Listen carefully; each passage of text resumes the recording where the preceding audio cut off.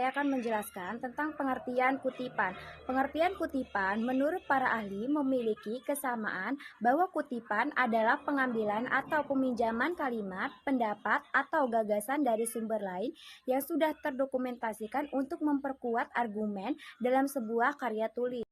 Dan di sini saya akan menjelaskan tentang pengertian sintesis.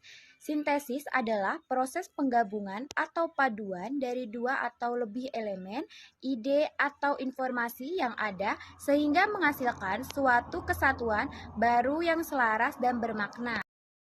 Di sini saya akan menjelaskan tentang kalimat kutipan dan juga kalimat sintesis.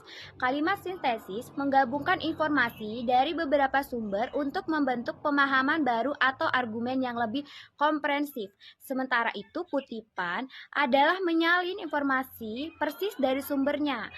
Untuk perbedaan kalimat sintesis itu menghasilkan pemahaman baru dengan menggabungkan informasi dari berbagai sumber. Sedangkan kutipan itu sendiri menyalin informasi persis dari sumber asli tanpa mengubah kata-kata.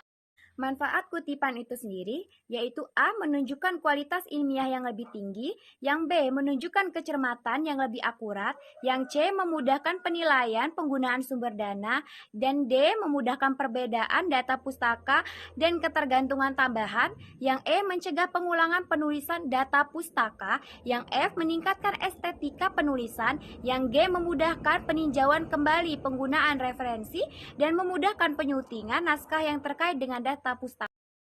Jadi, kesimpulan peneliti kalimat kutipan ini dilakukan untuk memberikan informasi agar dalam menulis makalah harus memberikan kutipan yang sesuai. Peneliti ini dilakukan dengan cara meneliti makalah lalu menganalisa bagian yang terjadi kesalahan dalam menulis kalimat kutipan. Jadi, saya akan membahas untuk materi 2 yaitu sikap berbahasa. Sikap berbahasa adalah pandangan atau kecenderungan seseorang dalam memperlakukan bahasa tertentu, baik dalam bentuk penerimaan, penggunaan, maupun penilaian terhadap bahasa tersebut. Untuk fungsi bahasa, fungsi utama bahasa adalah fungsi komunikatif, fungsi identitas, sosial, dan budaya, fungsi ekspresif, fungsi regulatif, fungsi integratif, dan fungsi instrumental. Di sini saya akan menjelaskan sikap positif dan negatif dalam bahasa. Sikap positif terhadap bahasa mencakup beberapa hal seperti 1. Menggunakan bahasa Indonesia secara baik dan benar dalam komunikasi resmi maupun sehari-hari. 2. Menjaga kesopanan berbahasa dalam berbagai situasi. 3. Merasa bangga menggunakan bahasa nasional. 4. Menghormati dan melestarikan bahasa daerah. Nah, begitu juga sebaliknya, sikap negatif terhadap bangsa dapat terlihat dari 1. Ketidaksadaran norma bahasa seperti menggunakan kata-kata kasar atau tidak baku dalam situasi formal. 2. Lebih memilih menggunakan bahasa asing atau campuran yang berlebihan dalam komunikasi meski tidak sesuai dengan konteks. 3.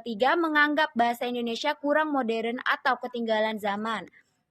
Untuk bahasa formal dan juga bahasa informal, secara umum ragam bahasa dibedakan menjadi 2, yaitu bahasa formal dan juga bahasa informal.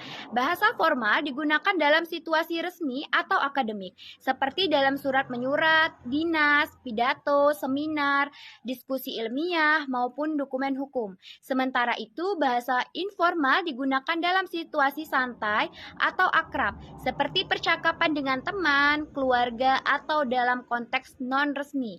Bahasa ini lebih fleksibel dan biasanya banyak dipengaruhi oleh budaya lokal, termasuk bahasa daerah yang istilahnya gaul. Untuk pengaruh media sosial terhadap penggunaan bahasa, sikap berbahasa yang bijak adalah ketika seseorang mampu menyesuaikan gaya bahasa sesuai konteks. Artinya, kita bisa tetap menggunakan bahasa gaul atau bahasa media sosial dalam ruang santai, tapi tetap mampu beralih ke bahasa formal saat berada di lingkungan akademik atau profesional. Upaya pelestarian bahasa daerah atau bahasa Indonesia. Beberapa langkah yang dapat dilakukan untuk menjaga dan melestarikan bahasa daerah serta memperkuat posisi bahasa Indonesia. 1. Mengadakan lomba-lomba berbahasa daerah dan bahasa Indonesia di sekolah kampus. 2. Memproduksi konten digital, video podcast, cerita pendek dalam bahasa daerah atau bahasa Indonesia. Ketiga, menyediakan platform literasi yang mendukung penerbitan dalam berbagai bahasa daerah. Keempat, pemerintah daerah dapat membuat peraturan untuk menjaga. Di sini materi ketiga yaitu saya akan menjelaskan tentang pola pengembangan paragraf. Dalam penulisan paragraf terdapat berbagai pola pengembangan yang digunakan untuk menyampaikan gagasan secara sistematis dan mudah dipahami. Pola ini membantu mengorganisasikan informasi sesuai dengan tujuan dan jenis tulisan. Pola yang umum digunakan yaitu 1. Berdasarkan definisi, 2. Berdasarkan klarifikasi definisi, ketiga berdasarkan kronologi, keempat berdasarkan ilustrasi, kelima berdasarkan contoh, keenam berdasarkan analogi, ketujuh berdasarkan pembandingan, dan kedelapan berdasarkan